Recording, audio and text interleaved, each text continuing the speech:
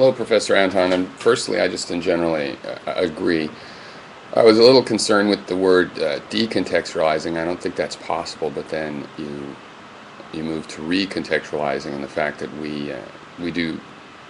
we do seem quite special in the amount of contexts that we can consider. I think most mammals understand multiple contexts and can apply these some sort of criteria built in, perhaps, to their neurological system. But whatever. But humans really do excel at that, and I think it's pretty accurate to think of animals as more limited in their context. Because even humans, it's easy to become limited in sort of this one de facto context of your whole emotional state of mind.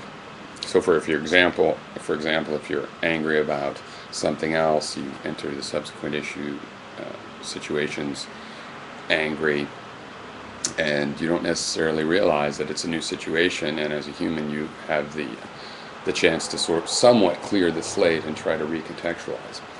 And you can also argue that really these are subcontexts, that there is just by definition only one subjective context, and you're taking subcontext by ignoring other factors.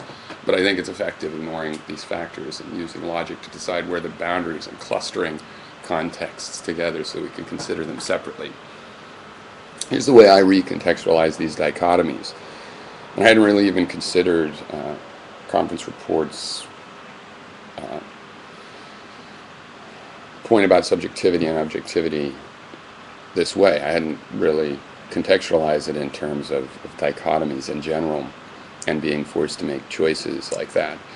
But I would say in my case, thinking about dichotomies, I have recontextualized those as units. I don't see them generally as opposites. I see that one comes from the other. The definition's codependent, and generally if there's a material component at all, you'll find that the material component falls on one side. And just take the classic, light versus dark, two things, opposites, forever, the battle of the forces of night versus the forces of day. Well, contextualizing day and night as opposites, that's just wrong. That's the one kind of dichotomy we have, is this, you're in shadow or not. I mean, they're not opposites, they're definitely different. But in terms of light versus dark, even more so, because it turns out materially there's no such thing as dark, or another way of putting it, darkness is just a kind of lightness. There is no white and black. Everything's gray. It depends on how your eyes are tuned and where they get saturated and where they start to detect light, of where you see something as gray versus black or white. And I think this is generally true of dichotomies, that one, either they're just two human concepts that have been put in opposition for very human reasons, like day versus night, because they're such different survival contexts that they're thought of as opposite. Of course, they're not opposite. And a second kind where there is an opposition. It's a logical opposition. It's a constructed opposition. And really, though, the one is in terms of the other.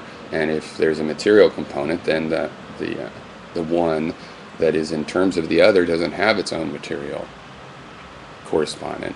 And the side that is put in terms of is where the material component lies, like with light and dark. The photons are on the light side of this supposed dichotomy.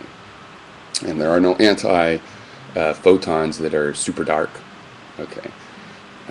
So there is not really an opposition in the material side. So you see there is no real material opposition.